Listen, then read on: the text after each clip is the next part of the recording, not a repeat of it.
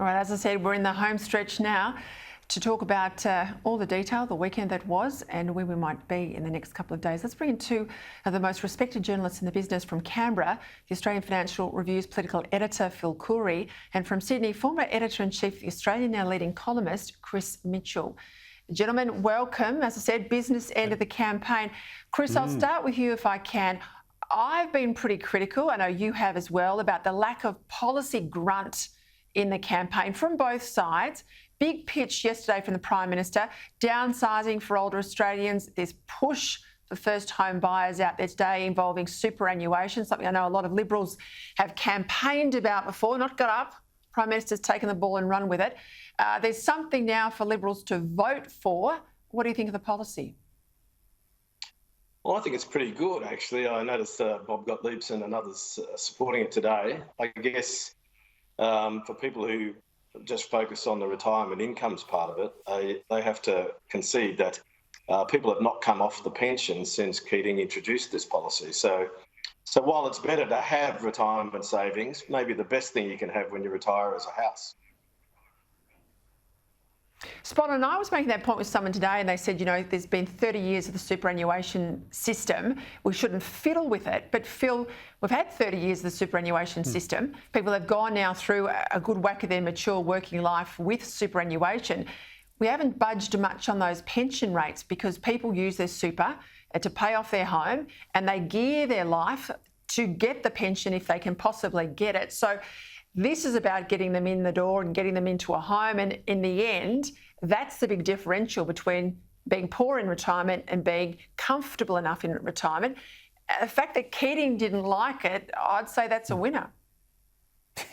Yeah, and Mr Keating doesn't like anyone tampering with the walled garden. That is compulsory super, Peter. Look, we haven't really sort of got to the stage where, you know, people have had full, 10%, 11% compulsory super their whole working career. So that may change over the next decade or so. But look, there's two aspects of this policy. One is whether it pushes up housing prices or not, and that's, somewhere in the maybe, but not.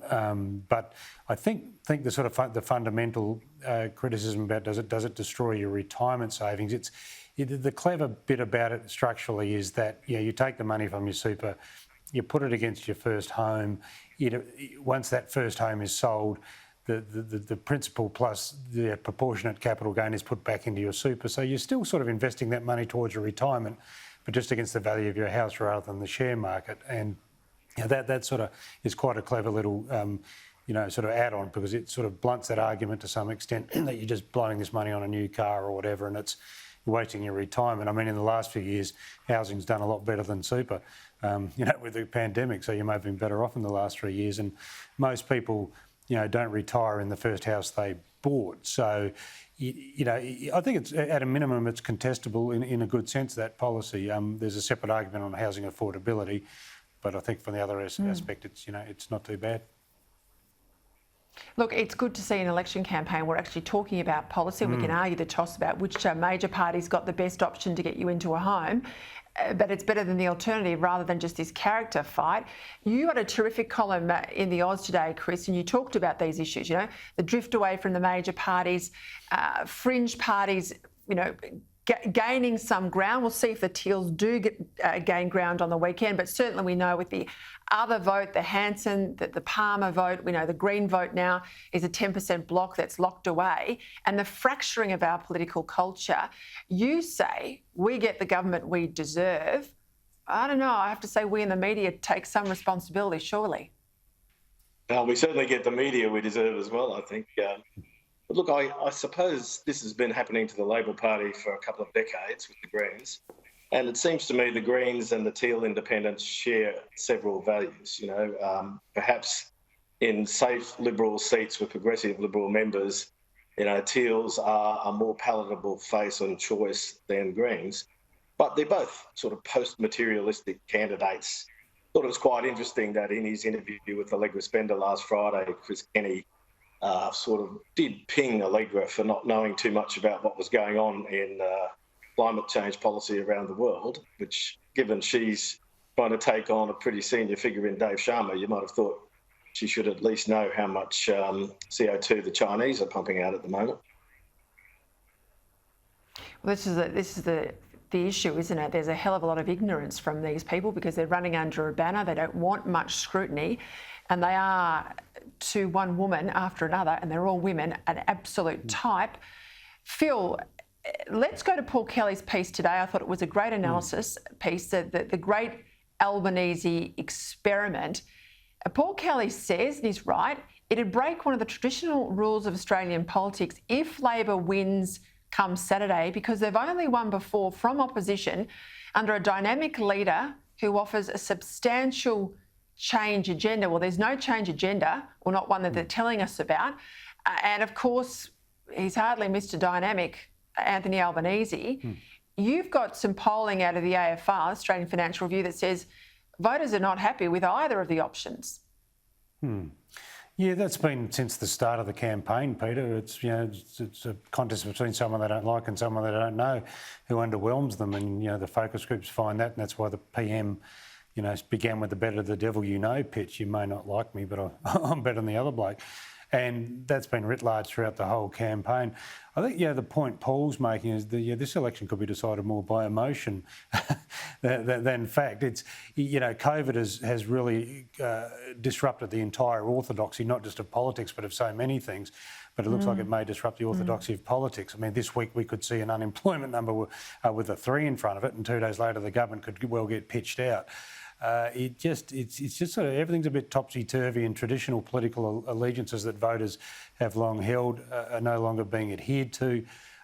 People are just generally cranky. In some instances, I don't think they know what they're cranky about, but they just want to take it out on someone. And it is such a volatile environment to have an election campaign. Both leaders will acknowledge this.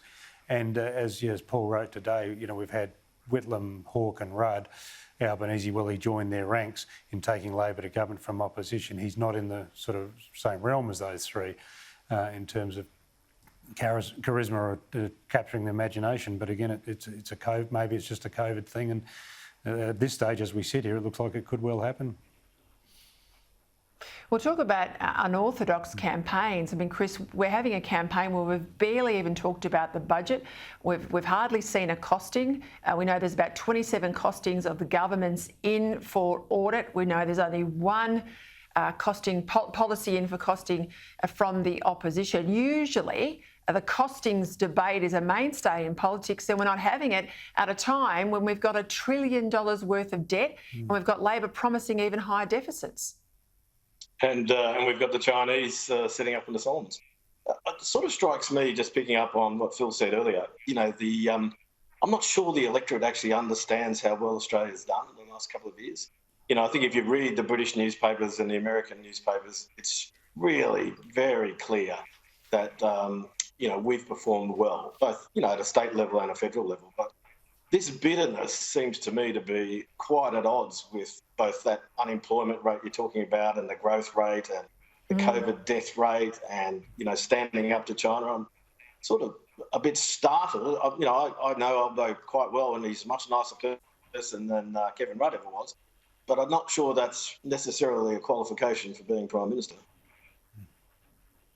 Right, just quickly before I go, I want to make you chance your arm. Phil, Chris, I'll start with you, Phil. Where do you think we'll be on Saturday night? Oh, God, I wish you wouldn't ask me that, but I suspect a Labor majority, just based on the polls. I actually don't mind who wins, so long as it's not a hung parliament. That's my ultimate goal. Hallelujah to that one. I'm still scarred. I share your scar. Chris Mitchell. I think Phil's right. I think that's where we'll be, yeah. Right, we'll leave it there. We'll see who's right come Monday, gentlemen. If we know, we'll still have postals and everything still be counted. Thank you very much for your time. Phil, Coorey, Chris Mitchell.